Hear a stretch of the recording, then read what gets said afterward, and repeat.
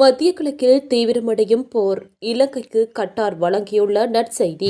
எரிபொருள் நிரப்ப செல்லும் மக்களுக்கான அறிவுறுத்தல். கோட்டாபயவின் நிலை தற்போது அனுரவுக்கு. யாருக்கு அடுத்த சிக்கல்? தொடரும் பதற்றம். ஐக்கிய அரபு அமீரக விமானப்படை தளத்தின் மீது தாக்குதல். வெளிநாட்டு வேலைவாய்ப்புக்காக செல்லவிருந்த 20,000 பணியாளர்களுக்கு நேர்ந்த கதி. ஈரான் போர் குறித்து அமெரிக்க உளவுத்துறை அதிகாரிகள் சாட்சியம். நுரைச்சோலை நிலக்கரி மின்னுற்பத்தி வீழ்ச்சி, மின்சாரம் வழங்குவதில் சிக்கல். ஈரானுக்கு எதிராக ராணுவ நடவடிக்கை, சவுதி அரேபியா எச்சரிக்கை. மத்திய கிழக்கு மோதல்களில் இலங்கை எந்த பக்கமும் சாராது. ஈரானிய எரிவாயு வயலை மிகப்பெரிய அளவில் தகர்க்கப் போவதாக ட்ரம்ப் எச்சரிக்கை. திரும்பி வரும் வரை தொடரும் யாழ் பல்கலைக்கழகம் முன்பாக ஆரம்பமான போராட்டம்.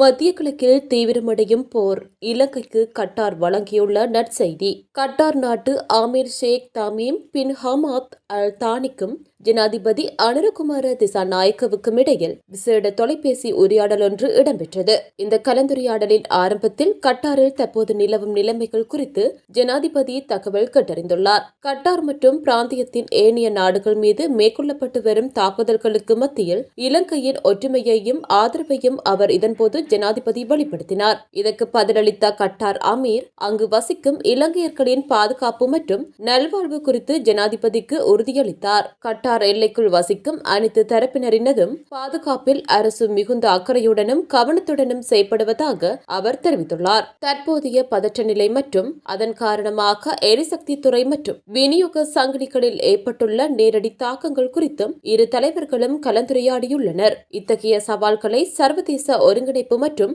ஒத்துழைப்புடன் எதிர்கொள்வதன் அவசியத்தை ஜனாதிபதி அனுரகுமார திசாநாயக்க வலியுறுத்தினார். சவாலான மற்றும் நெருக்கடியான சூழ்நிலைகள் நிலவிய போதிலும் நம்பகமான எரிசக்தி பங்காளியாக கட்டார் தனது பங்களிப்பை தொடரும் எனவும் உலகளாவிய எரிசக்தி விநியோகத்தின் தொடர்ச்சியை உறுதிப்படுத்த தனது நாடு அர்ப்பணிப்புடன் இருப்பதாகவும் அமீர் இதன்போது உறுதியளித்தார். இறுதியாக பிராந்தியத்தில் நிலவும் பதற்றங்களை குறைப்பதற்கும் ராணுவ மோதல்களை உடனடியாக நிறுத்துவதற்கும் சர்வதேச மற்றும் பிராந்திய முயற்சிகள் தீவிரப்படுத்தப்பட வேண்டும் என இரு தரப்பினரும் வலியுறுத்தினர். தூதரக ரீதியிலான தீர்வுகள் மூலம் பிராந்தியத்தில் பாதுகாப்பு மற்றும் ஸ்திரத்தன்மையை மீண்டும் நிலைநாட்ட ஒன்றிணைந்து செயற்பட இணக்கம் ஏற்பட்டுள்ளது. எரிபொருள் நிரப்ப செல்லும் மக்களுக்கான அறிவுறுத்தல். எரிபொருள் நிரப்பு நிலைய உரிமையாளர்களுக்கு எதிராக சட்ட நடவடிக்கை எடுக்க தீர்மானிக்கப்பட்டுள்ளது. எரிபொருள் விநியோகம் தொடர்பாக வழங்கப்பட்டுள்ள அறிவுறுத்தல்களை மீறி செயற்படும் எரிபொருள் நிரப்பு நிலைய உரிமையாளர்களுக்கு எதிராக இவ்வாறு நடவடிக்கை எடுக்கப்படவுள்ளதாக தெரிவிக்கப்பட்டுள்ளது. அரசாங்க தகவல் திணைக்களம் விடுத்துள்ள அறிக்கையில் இந்த விடயம் குறிப்பிட்டுள்ளது. இது தொடர்பான தகவல்களை வழங்குவதற்காக இலங்கை பெட்ரோலிய கூட்டுத்தாபனத்தினால் விசேட தொலைபேசி இலக்கங்கள் அறிமுகப்படுத்தப்பட்டுள்ளன. அதன்படி முறைகேடுகள் தொடர்பான தகவல்களை 01101066767 அல்லது 01172961330 என்ற இலக்கங்களுக்கு அறிவிக்குமாறு மக்களுக்கு அறிவிக்கப்பட்டுள்ளது. கோட்டாபயவின் நிலை தற்போது அனுரவுக்கு. யாருக்கு அடுத்த சிக்கல்? நாட்டில் மீண்டும் தலை தூக்கியுள்ள எரிபொருள் வரிசை யுகத்துக்கு தான் ஜனாதிபதியாக இருந்திருந்தால் உரிய தீர்வை வழங்கியிருப்பேன் என்று ஜனசெத பெரமுன கட்சியின் தலைவர் பத்திரமுள்ள சீலரத்ன தேரர் தெரிவித்தார். கொழும்பில் நடைபெற்ற ஊடகவியலாளர் சந்திப்பின் போதே அவர் இவ்வாறு குறிப்பிட்டார். அவர் மேலும் தெரிவிக்கையில், நாட்டில் மீண்டும் வரிசை யுகம் ஆரம்பித்துள்ளது. முன்னாள் ஜனாதிபதி கோட்டாபய ராயபக்சவின் காலத்தில் இருந்த அதே வரிசை தற்போது ஜனாதிபதி அனுரகுமார திசாநாயக்கவின் காலத்துக்கும் வந்துள்ளது. அனுரவின் இந்த வரிசை அடுத்து யாருக்கு செல்லப் போகின்றது என்று தெரியவில்லை என்றார். மக்களை வீதிகளில் காக்க வைக்கும் இந்த வரிசை கலாச்சாரம் குறித்து கவலை வெளியிட்ட அவர், மக்கள் வரிசையில் நின்று சோர்ந்து போயுள்ளனர். இறுதியில் அந்த வரிசை எனக்கும் வருமா என்று தெரியவில்லை. ஆனால் நான் இந்த நாட்டின் ஜனாதிபதியாக இருந்திருந்தால் இந்த எரிபொருள் வரிசை பிரச்சினைக்கு முறையான மற்றும் சரியான தீர்வுகளை எப்போதோ வழங்கியிருப்பேன் என குறிப்பிட்டுள்ளார். தொடரும் பதற்றம். ஐக்கிய அரபு அமீரக விமானப்படை தளத்தின் மீது தாக்குதல். ஐக்கிய அரபு அமீரகத்தில் பிரித்தானியா மற்றும் ஆஸ்திரேலிய அதிகாரிகள் பணியாற்றும் ராணுவ தளம் மீது ஈரான் தாக்குதல் நடத்தியதில் உயிரிழப்போ அல்லது சொத்து சேதமோ ஏற்படவில்லை என்று பிரிட்டனின் பாதுகாப்பு அமைச்சகம் தெரிவித்துள்ளது. பாதுகாப்பு காரணங்கள் காரணமாக அல் மின்ஹாத் விமானப்படை தளத்தில் உள்ள பணியாளர்களின் எண்ணிக்கை அல்லது உபகரணங்களின் வகை குறித்து அதிகாரிகள் கருத்து தெரிவிக்கவில்லை என குறிப்பிடப்பட்டுள்ளது.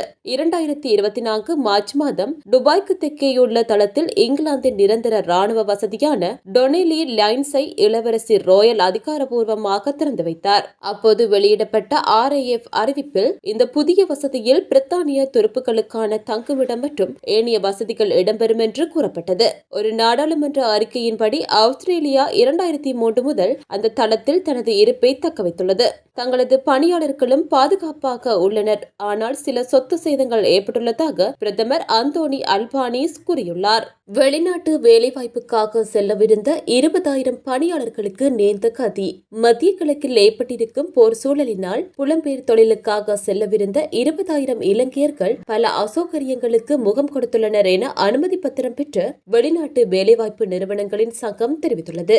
மத்திய கிழக்கில் ஏற்பட்டிருக்கும் போர் பதற்றமும் நிச்சயமற்ற தன்மையில் மத்திய கிழக்கின் தொழில்துறை தொடர்பில் நடைபெற்ற செய்தியாளர் சந்திப்பிலேயே சங்கம் இவ்வாறு குறிப்பிட்டுள்ளது. விமான சேவைகள் நிறுத்தப்படல் மற்றும் விமான சேவைகள் ரத்து செய்யப்பட்டதால் சொல்வதற்கான திகதி மாற்றங்களால் பல சிக்கல்கள் ஏற்பட்டுள்ளதாக சங்கத்தின் செயலாளர் FM அர்பாத் தெரிவித்துள்ளார். விமான சேவைகள் நிறுத்தப்படல் மற்றும் விமான சேவைகள் ரத்து செய்யப்பட்டதால் செல்வதற்கான திகதி மாற்றங்களால் பல சிக்கல்கள் ஏற்பட்டுள்ளதாக சங்கத்தின் செயலாளர் FM அர்பாத் தெரிவித்துள்ளார். அது தொடர்பில் தொடர்ந்துரையாற்றிய அவர், சவுதி, கட்டார், குவைத், துபாய் போன்ற மத்திய கிழக்கு நாடுகளுக்கு அனுமதி பத்திரம் பெற்ற வெளிநாட்டு வேலைவாய்ப்பு நிறுவனங்களினூடாக வீட்டு பணியாளர்கள், சாரதிகள், சூப்பர் மார்க்கெட் பணியாளர்கள் உட்பட பல தொழில்களுக்காக கடந்த 2 கிழமைகளில் 20,000 பேர் செல்லவிருந்தனர். அத்தோடு வெளிநாட்டு வேலைவாய்ப்பு பணியகத்தினால் ஒரு நாளைக்கு மட்டும் 1000 பேர்களுக்கு மேல் பதிவு செய்கின்றனர். இது இன்றைய சூழலில் 200ஆக குறைவடைந்துள்ளதாகவும் அவர் குறிப்பிட்டார்.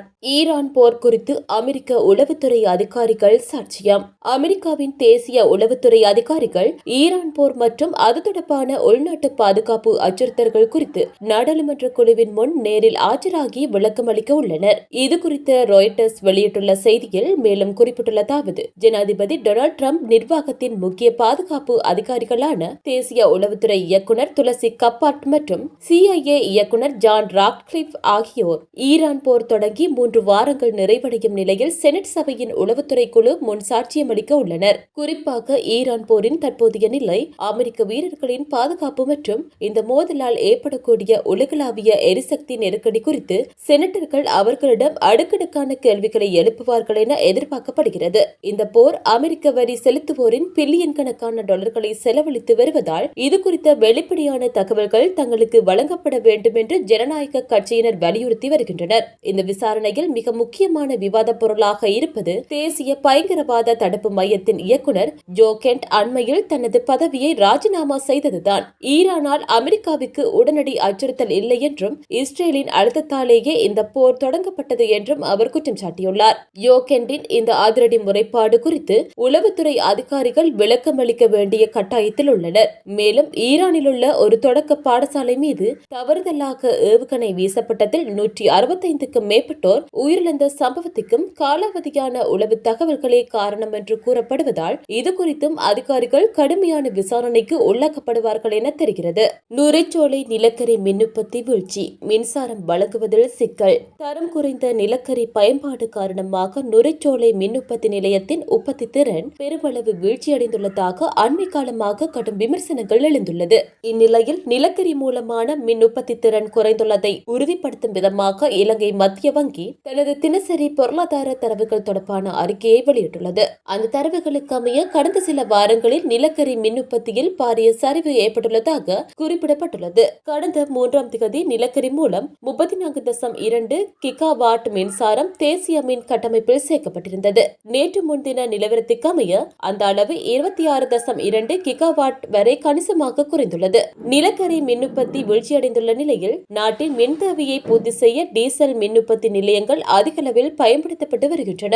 3ஆம் தேதி 18.7 கிகாவாட்டாக இருந்த டீசல் மின் உற்பத்தி மார்ச் 17ஆம் தேதி அளவில் 26 கிகாவாட் வரை அதிகரிக்கப்பட்டுள்ளது. சிக்கலான எரிபொருள் சூழலில் மின் உற்பத்தியில் டீசல் மின் நிலையங்களின் பங்களிப்பை அதிகரிப்பது தடையற்ற மின்சார விநியோகத்தை சீர்குலைக்கும் என்று வல்லுநர்கள் கருதுகின்றனர். ஈரானுக்கு எதிராக ராணுவ நடவடிக்கை. சவுதி அரேபியா எச்சரிக்கை. ஈரானுக்கு எதிராக ராணுவ நடவடிக்கை எடுப்பதற்கு தமக்கு உரிமையுண்டு என சவுதி அரேபியா வெளியுறவு அமைச்சர் பைசல் பின் பஹான் அல் சவுத் தெரிவித்துள்ளார். சவுதி அரேபியாவின் தலைநகரில் உள்ள 2 எண்ணெய் சுத்திகரிப்பு நிலையங்கள் மீது நடத்தப்பட்ட தாக்குதல்களை தொடர்ந்து இவ்வாறு குறிப்பிட்டுள்ளார். ரியாத்தில் நடைபெற்ற வெளியுறவு அமைச்சர்களின் சந்திப்புக்கு பின்னர் ஊடகங்களிடம் பேசிய போதே அவர் இதனை தெரிவித்தார். ஈரான் தனது தவறான கணிப்புகளை மறுபரிசீலனை செய்ய வேண்டும் என்றும் இவ்வாறான தாக்குதல்கள் மூலம் டெஹ்ரான் எவ்வித நன்மையையும் அடையப் போவதில்லை என்றும் குறிப்பிட்டார். ஈரான் தனது அண்டை நாடுகளுடன் பேச்சுவார்த்தை நடத்துவதை விட அவர்கள் மீது அழுத்தம் கொடுக்கவே முயற்சிப்பதாக இளவரசர் பைசல் மேலும் சுட்டிக்காட்டினார். எனினும் இந்த அணுகுமுறை ஒருபோதும் வெற்றியளிக்காது என்பதுடன் இது அரசியல் ரீதியாகவும் தார்மீக ரீதியாகவும் ஈரானுக்கே பாதிப்பை ஏற்படுத்தும் என்றும் அவர் மேலும் தெரிவித்துள்ளமை குறிப்பிடத்தக்கது. மத்திய கிழக்கு மோதல்களில் இலங்கை எந்த பக்கமும் சாராது. மத்திய கிழக்கு மோதல்களில் இலங்கை அரசாங்கம் எந்த பக்கமும் சாராது என்பதை மீண்டும் வலியுறுத்திய ஜனாதிபதி அனுரகுமார திசாநாயக்க இயல்பு நிலைக்கு குந்தகம் ஏற்படாது பணிகளை தொடரும் முன்னேற்பாடுகள் பற்றியும் அதிகாரிகளுடன் கலந்துரையாடியுள்ளார். நாட்டின் தற்போதைய நிலைமை குறித்து நேற்று விசேட ஊடகவியலாளர் சந்திப்பை நடத்திய அவர் அத்தியாவசிய பொருட்களின் விநியோகத்தை கண்காணிப்பதற்காக நியமிக்கப்பட்ட குழுவினருடனும் கலந்து கொண்டார். இதன்போது அமைச்சர்கள் மற்றும் அமைச்சுக்களின் செயலாளர்களும் இதில் பங்கேற்றிருந்தனர். மேலும் கண்டறிய நிகழ்நிலை செய்திகள் அணுகல், மின்தாள், சந்தா, செய்தித்தாள் விளம்பரம், புதுப்பிக்கப்படும் தகவல் கட்டமைப்பை பேணி அவற்றை மீளாய்வு செய்து உருவாகியுள்ள சூழ்நிலையில் நாட்டின் பொருளாதாரம் மற்றும் மக்களின் இயல்பு வாழ்வை தொடர்ச்சியாக முன்னெடுக்க தேவையான முழுமையான தலையீடுகளை மேற்கொள்ளுமாறு அதிகாரிகளுக்கு ஜனாதிபதி உத்தரவிட்டார். எரிபொருள் சிக்கனத்துக்கு முன்னுரிமை வழங்கி குறைந்தபட்ச எரிபொருள் பாவனையில் இயல்பு நிலையை முன்னெடுப்பதற்கான சாத்தியங்களும் இதில் கவனத்தில் கொள்ளப்பட்டது. எதிர்வரும் பண்டிகை காலத்தில் எவ்வித தட்டுப்பாடுகளும் ஏற்படாதிருப்பதற்கான முன்னேற்பாடுகளையும் ஜனாதிபதிக்கு அதிகாரிகள் எடுத்துக் கூறினர். சுற்றுலாத்துறையின் எரிபொருள் தேவைகளை கண்டறிந்து முன்னைய QR முறையை பேணுவது குறித்தும் ஹோட்டல்களுக்கு தேவையான எரிவாயு மற்றும் எரிபொருள் வசதிகளை வழங்குவதற்கான வழிமுறைகள் குறித்தும் ஆலோசிக்கப்பட்டது. பல நாள் கடற்றொழில் படகுகள் மற்றும் துறைமுக நடவடிக்கைகளுக்கு எரிபொருள் வழங்கும் பணி தற்போது நடைபெற்று வருவதோடு ஒதுக்கீடு செய்யப்பட்ட எரிபொருள் அளவில் உள்ள சிக்கல்கள் குறித்தும் கவனம் செலுத்தப்பட்டது. ஈரானிய எரிவாயு வயலை மிகப்பெரிய அளவில் தகர்க்கப் போவதாக ட்ரம்ப் எச்சரிக்கை. ஈரானின் சவுத் பார்ஸ் எரிவாயு வயல் மீதான தாக்குதலை இஸ்ரேல் நடத்தியது என்றும் அதில் அமெரிக்காவுக்கும் கட்டாருக்கும் தொடர்பில்லை என்றும் அமெரிக்க ஜனாதிபதி டொனால்ட் ட்ரம்ப் கூறியுள்ளார். மேலும் ஈரான் மீண்டும் கட்டாரின் திரவ இயற்கை எரிவாயு வசதிகளை தாக்கினால் அமெரிக்கா ஈரானின் சவுத் பார்ஸ் எரிவாயு வயலை முன்பு எப்போதும் கண்டிராத அளவு வலிமையான சக்தியுடன் முழுமையாக அழித்துவிடும் என்றும் கடுமையான எச்சரிக்கை விடுத்துள்ளார். இந்த குறிப்பிட்ட தாக்குதலை பற்றி அமெரிக்காவுக்கு எதுவும் தெரிந்திருக்கவில்லை என்றும் அவர் கூறியுள்ளார். மேலும் கட்டார் நாடு எந்த வகையிலும் இதில் சம்பந்தப்பட்டிருக்கவில்லை, அது நடக்கப் போகிறது என்பது பற்றியும் அதற்கு எந்த எண்ணமும் இருக்கவில்லை என்று ட்ரம்ப் ட்ரூத் சோசியல் தளத்தில் சுட்டிக்காட்டியுள்ளார். இதற்கு முன் ஈரான் கண்டிராத பாத்திராத அளவு வலிமையான பதிலடி இருக்கும் என்றும் கூறியுள்ளார். ஆனால் நாங்கள் இதுபோன்ற பெரும் அழிவை விரும்பவில்லை என்றும் ஈரான் தான் இதை தவிர்க்க வேண்டும் எனவும் சுட்டிக்காட்டியுள்ளார். திரும்பி வரும் வரை தொடரும் யாழ் பல்கலைக்கழகம் முன்பாக ஆரம்பமான போராட்டம். விசாரணை என்னும் பெயரில் மாணவர்கள் மீதான தொடர்ச்சியான அச்சுறுத்தலுக்கு யாழ்ப்பாணம் பல்கலைக்கழக மாணவர்கள் ஜனநாயக உரிமை கோரி விரிவுரைகளை புறக்கணித்து போராட்டம் ஒன்று முன்னெடுக்கப்பட்டுள்ளது. இந்த போராட்டம் இன்று யாழ்ப்பாணம் பல்கலைக்கழகத்துக்கு முன்பாக இடம்பெற்று வருவதாக தெரிவிக்கப்பட்டுள்ளது. கடந்த பிப்ரவரி மாதம் 4ஆம் தேதி கருப்பு கொடி ஏற்றிய விவகாரம் தொடர்பாக யாழ் பல்கலைக்கழக 3 மாணவர்கள் குற்றத்தடுப்பு பிரிவினரால் விசாரணைக்காக அழைக்கப்பட்டுள்ளனர். இதனை கண்டித்து மாணவர்கள் விரிவுரைகளை புறக்கணித்து இந்த போராட்டத்தில் ஈடுபட்டு வருகின்றனர். அனுரவின் ஆட்சியிலும் இடம்பெறும் அடக்குமுறைகளை நிறுத்துமாறும் இனிமேல் பல்கலைக்கழக வளாகத்தில் இடம்பெறும் ஜனநாயக ரீதியான செயற்பாடுகளுக்கு அச்சுறுத்தல் வழங்கக்கூடாது என்றும் விசாரணைகளை பல்கலைக்கழக நிர்வாகத்தோடு நிறைவு செய்யுமாறும் கோரி இந்த போராட்டம் முன்னெடுக்கப்பட்டு வருகின்றது.